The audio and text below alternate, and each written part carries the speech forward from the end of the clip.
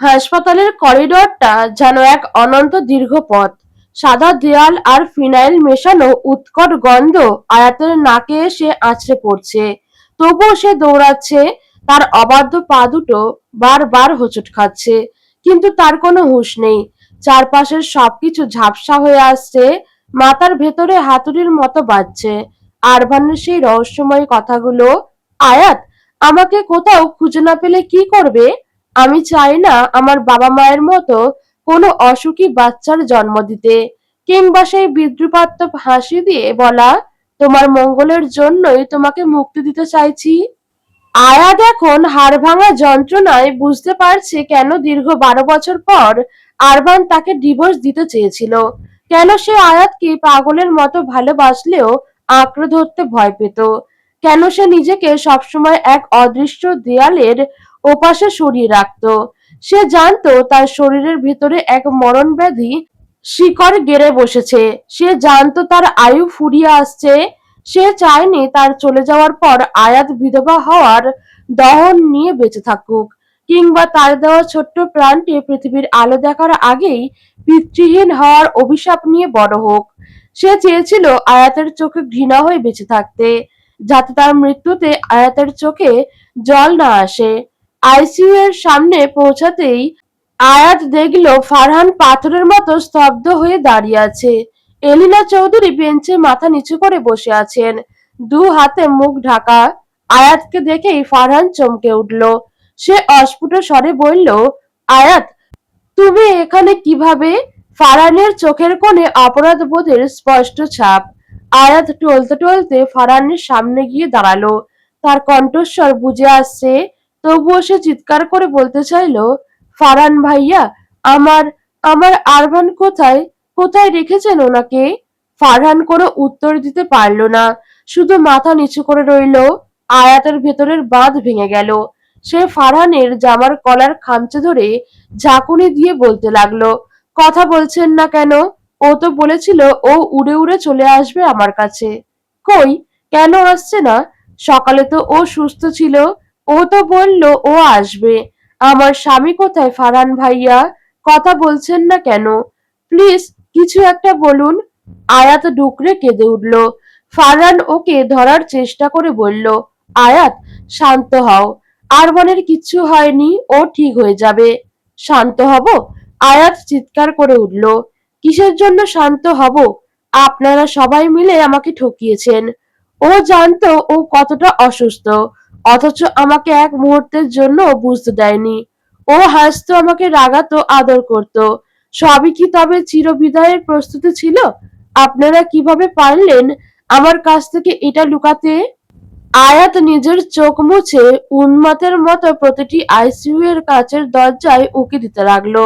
হঠাৎ একটি দরজার সামনে গিয়ে ওর পা থমকে গেল। ওপাশে শুয়ে আছে আরভান। সেই দীর্ঘদেহী শক্তিশালী মানুষটা আজ সাদা চাদরের নিচে নিথর হয়ে পড়ে আছে। মুখে অক্সিজেন মাস্ক, বুকের ওপর অসংখ্য তার আর মেশিন, বিচিত্র শব্দ।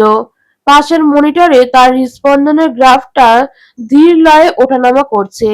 আরভানের সেই প্রশস্ত বুক, যেখানে মাথা রেখে আয়াত পৃথিবীর সব নিশ্চিন্তে ঘুমাতো, আজ সেখানে কেবল কৃত্রিম বাতাসের আনাগোনা। আরভান কি বুঝতে পারছে তাকে এভাবে দেখে তার আয়াত বাইরে দাঁড়িয়ে ডুকরে মরছে? আয়াত পাগলের মতো দরজায় ধাক্কা দিতে লাগলো। দরজাটা খুলুন ফারহান ভাইয়া, প্লিজ দরজাটা খুলতে বলুন। আমার আরমান একা থাকতে পারবে না, ওর খুব ভয় করছে। আমাকে ওর কাছে যেতে দিন। ফারহান ভাইয়া, ওদের বলুন আমাকে ভেতরে যেতে দিতে। ওর খুব কষ্ট হচ্ছে। আমি জানি ওর নিঃশ্বাস নিতে কষ্ট হচ্ছে। আমি কিচ্ছু বলবো না, একদম চুপ করে ওর পাশে বসে থাকবো। আমাকে একটু ওর হাতটা ধরতে দিন, ও ঠিক সুস্থ হয়ে যাবে। আয়াতের আহাজারিতে হাসপাতালের শান্ত পরিবেশ ভারী হয়ে উঠল।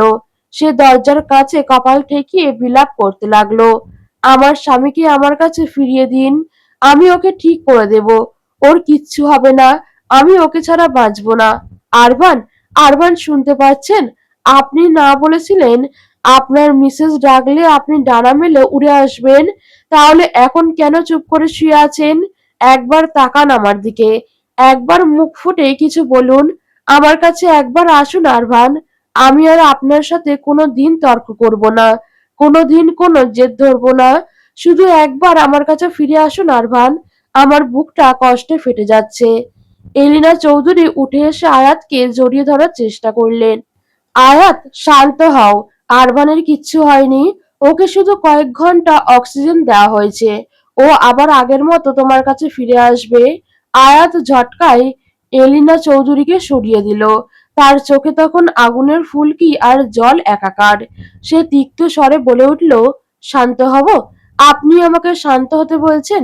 যে ছেলেটাকে আপনারা তিলে তিলে অবহেলায় শেষ করে দিয়েছেন, আজ তার এই অবস্থায় আপনি সান্ত্বনা দিতে এসেছেন? লোক দেখানো মায়া করবেন না। এলিনা চৌধুরী কেঁদে বললেন, আয়াত, আমি আরমানের মা। আমার ছেলের জন্য আমারও বুক ফাটছে। মিথ্যে কথা। আয়াত চিৎকার করে উঠল, সব মিথ্যা। আমার স্বামীর এই পৃথিবীতে আমি ছাড়া আর কেউ নেই। কেউ কোনোদিন ওকে ভালোবাসেনি। প্রথম যেদিন ও আমার সামনে দাঁড়িয়েছিল, ওর চোখের গভীরে যে পাহাড় প্রমাণ কষ্ট ছিল, আমি তা বুঝতে পারিনি। আজ বুঝতে পারছি, আপনারা কেউ ওকে আপন করেননি। ও একাকী লড়াই করেছে নিজের অস্তিত্বের সাথে। আর এখন যখন ও মৃত্যুর সাথে লড়ছে, তখন আপনারা অভিনয়ের মুখোশ পরে আছেন।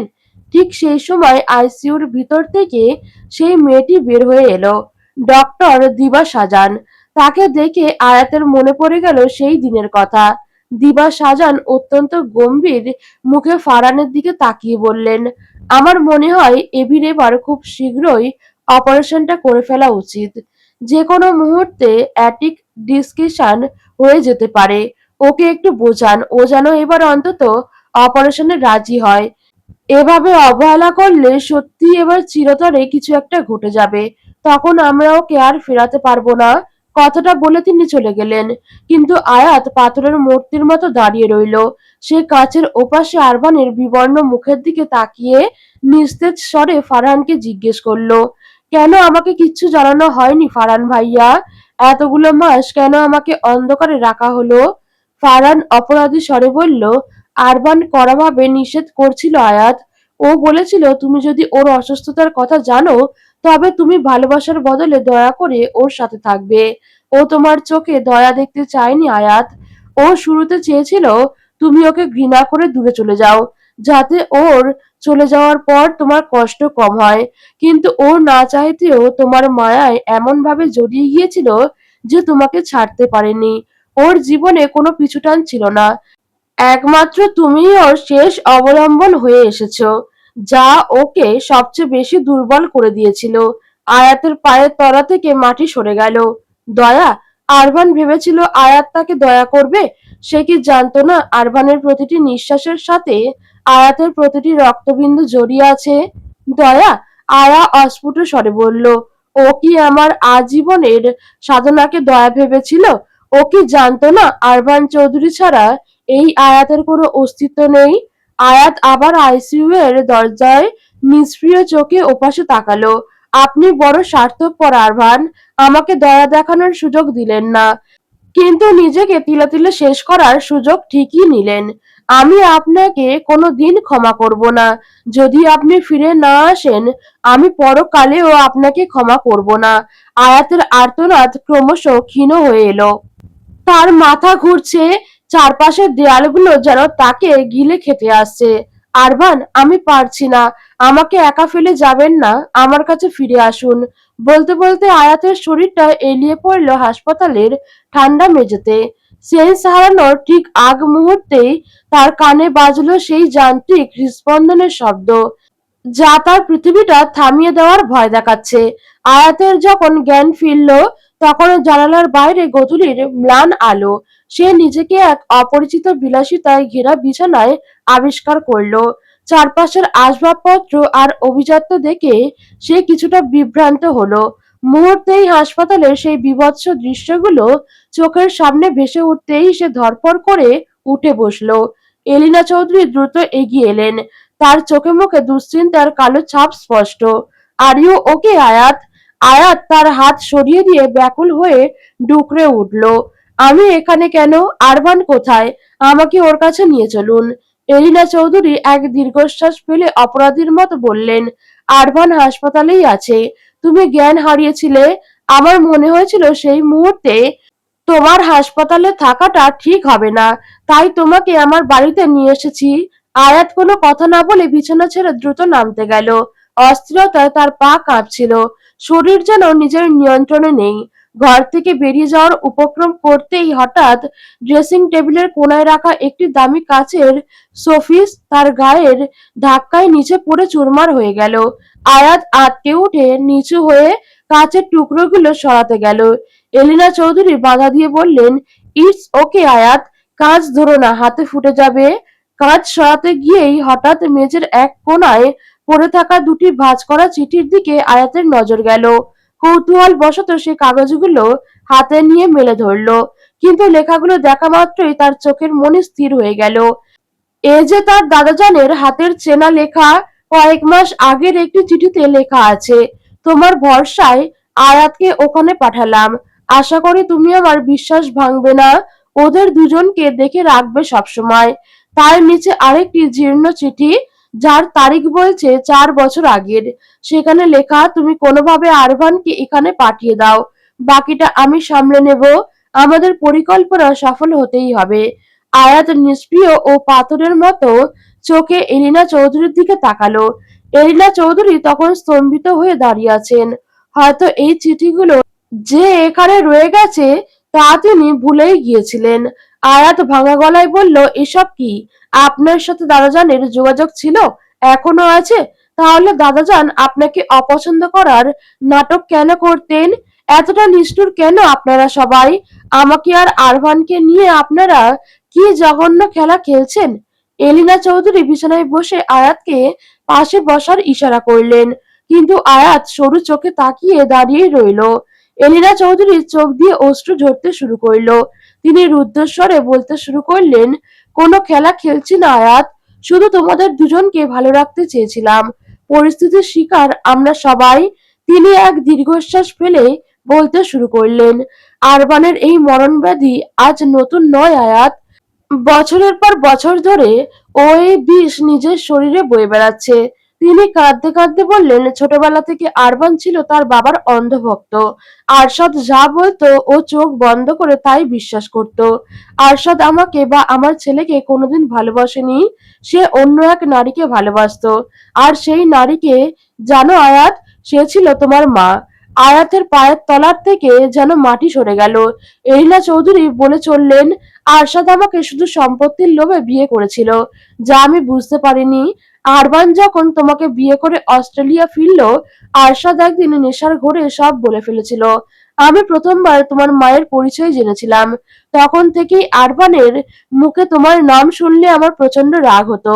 আমি সহ্য করতে পারতাম না। আরবানকে নিজের ইগো আর আরশাদের অংশ ভেবে আমিও তাকে চরম অবহেলা করতে শুরু করলাম। অথচ ছেলেটা তখন ভেতরে ভেতরে শেষ হয়ে যাচ্ছিল। তিনি আরো বললেন, আরবানের বাবা নিজের ছেলেকে কেবল একটা রিসোর্স বা পরীক্ষার বস্তু বানিয়েছিল। সে আরবানকে নিয়মিত ড্রাগ দিত যাতে আরবান ওর হাতের পুতুল হয়ে থাকে এবং ও ড্রাগের কার্যকারিতা পর্যবেক্ষণ করতে পারে। সেই ড্রাগের পার্শ্ব প্রতিক্রিয়া আরবানের একটা ফুলে যেতে শুরু করে, যা আমার অজানাই ছিল। বাবা ভক্ত ছেলেটি কোনোদিন আমাকে কিচ্ছু বলেনি। এরপর একদিন আরবানকে তার বাবার সাথে ভীষণ খারাপ ব্যবহার করতে দেখে আমি নিজেকে সামলাতে পারিনি। আমি ওকে চড় মেরে বাড়ি থেকে বেরিয়ে যেতে বলেছিলাম। আমার জেদি ছেলেটা সত্যি সেদিন বেরিয়ে গিয়েছিল, আর কোনোদিন আমার সামনে আসেনি। পরে জানতে পারলাম ও প্রচন্ড ড্রাগ অ্যাডিক্টেড হয়ে গিয়েছিল এবং ওকে রিহ্যাবেও থাকতে হয়েছিল। আয়াত ডুকরে কেঁদে উঠল। আরবানের ওপর দিয়ে এত ঝড় বয়ে গেছে, অথচ সে কিচ্ছু জানতো না। এলিনা বললেন, সব ঠিক হতে শুরু করলে একদিন ওর প্রচন্ড শ্বাসকষ্ট শুরু হলো। হাসপাতালে নিলে জানতে পারলাম ও অ্যাওর্টিক অ্যানিউরিজম আক্রান্ত। আরবানের বাঁচার কোনো ইচ্ছাই ছিল না। ও চেয়েছিল এই তিক্ত পৃথিবী থেকে মুক্তি পেতে, তাই ও অপারেশন করাতে রাজি হতো না। তখন আমি বাধ্য হয়ে তোমার দাদাজানকে প্রথমবার চিঠি লিখেছিলাম। ভেবেছিলাম উনি আমাকে অপছন্দ করেন বলে পাত্তা দেবেন না, কিন্তু উনি দিয়েছিলেন এই চিঠিগুলি তারই প্রমাণ। আয়াত পাথরের মতো দাঁড়িয়ে শুনতে লাগলো। এলিনা চৌধুরী বললেন, আরশাদ ওর ট্রাভেল ব্যান করে দিয়েছিল যাতে ও অস্ট্রেলিয়ার বাইরে যেতে না পারে। সব পাসপোর্ট কাগজ ওর বাবার কাছে ছিল। এরপর একদিন আরশাদ ওকে ডেকে বলল, বাংলাদেশে গিয়ে তোমাকে ডিভোর্স দিয়ে আসতে। আমি তখন ওকে হাত জোর করে বলেছিলাম, আমার জন্য হলেও তুমি ওকে নিয়ে আসো। আরবান কথা না বলে বেরিয়ে গিয়েছিল, কিন্তু কিছুক্ষণ পর সে আবার ফিরে আসলো এবং তার বাবার সব শর্ত মেনে নিল। হয়তো ওর অবচেতনে তোমাকে শেষবার দেখার তীব্র ইচ্ছে ছিল। জানো আয়াত, ও সেই ছোট্টবেলায় তোমাকে বিয়ে করে আসার পর এই দেশে কোনো মেয়ের সাথে মিশতো না। যখন তোমাকে নিয়ে ফিরলো, আমি ওর চোখে প্রথমবার প্রাণের স্পন্দন দেখেছিলাম। তোমার দাদা যেন চেয়েছিলেন আরবান যেন তোমার ভালোবাসায় নতুন করে বাঁচার প্রেরণা পায়, তাই তিনি জোর করে তোমাকে পাঠিয়েছিলেন। সব শুনে আয়াত স্তব্ধ হয়ে গেল। কোনো বাবা কিভাবে তার নিজের ছেলেকে এভাবে মৃত্যুর মুখে ঠেলে দিতে পারে?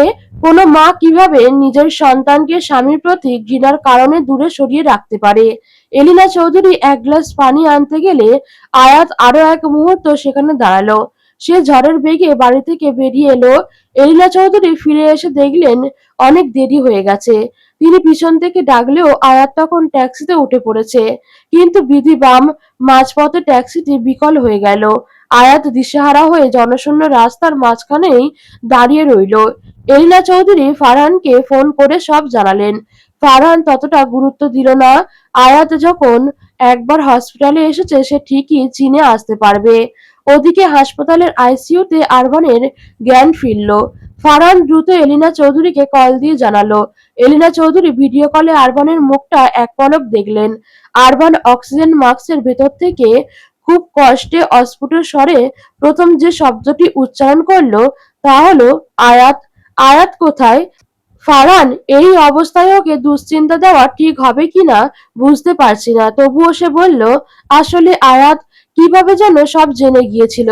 ও হাসপাতালে এসে প্রচন্ড পাগলামি করছে, তারপর জ্ঞান হারায়।